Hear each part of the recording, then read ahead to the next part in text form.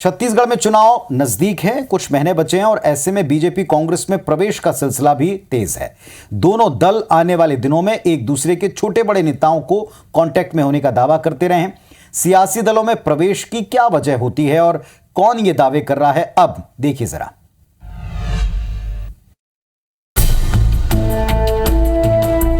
चुनावी साल का आगाज होते ही बीजेपी को सबसे बड़ा झटका नंदकुमार साय के तौर पर लगा।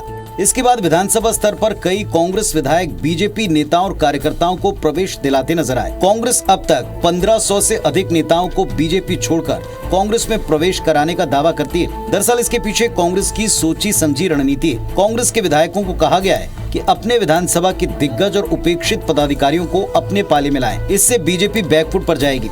बीजापुर से लेकर रायपुर तक कांग्रेस में इसी के तहत प्रवेश का सिलसिला दिखाई पड़ा।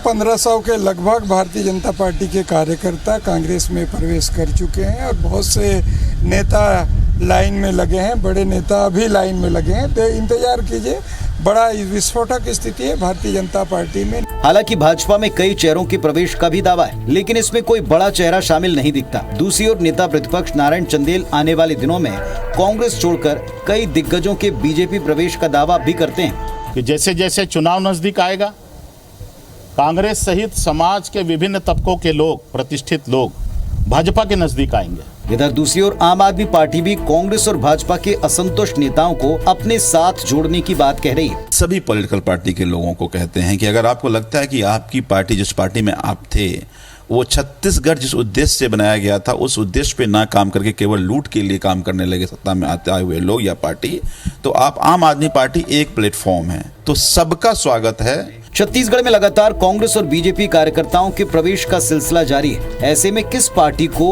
किसके प्रवेश से कितना लाभ होगा, ये चुनावी नतीजे बताएंगे। फिलहाल तो दोनों दल विरोधी खेमे के नेताओं को अपनी पार्टी में प्रवेश कराकर दबाव बनाने की कोशिश करते नजर आ रहे हैं। तो दल बदल हमेशा से दलों के लिए सिरदर्द रहा है, लेकिन इसके लिए प्रयास दोनों ही दल करते हैं। आज हम इसके पीछे की असल वजहें जो हैं, इनके साथ साथ मौजूदा परिस्थितियां कितनी फेवर करती हैं, इसे डिकोड कर रहे हैं। राजनीति में कुल मिलाकर हितों का मामला है। कहते तो हैं कि जनता के हित, लेकिन इसमें कई निजी हित होते हैं। किसी कार्यकर्ता या नेता के हितों की पूर्ति नहीं होती तो वो अपनी पार्टी को छोड़ देता, ये कहते हुए कि उसके इलाके की जनता की अपेक्षाएं पूरी नहीं हो पा रही और जनता की अपेक्षाओं के लिए वो ऐसा कर रहा है। एक वक्त कभी रहा होगा जब विचारधारा बड़ी महत्वपूर्ण रहती थी, लेकिन आज के दौर में विचारधारा नगण्य हो गई है। इसे कहने में कोई संकोच नहीं। इसका सबसे बड़ा और ज्वलंत उदाहरण मध्य प्रदेश में ज्योतिरादित्य सिंधिया जी हैं, जो भारतीय जनता पार्टी में जा चुके हैं, केंद्रीय मंत्री बन चुके हैं। वो राहुल गांधी की कोर टीम का हिस्सा रहे हैं। कांग्रेस पार्टी से उनका एसोसिएशन वर्षों पुराना रहा है, कई पदों पर यहाँ रहे।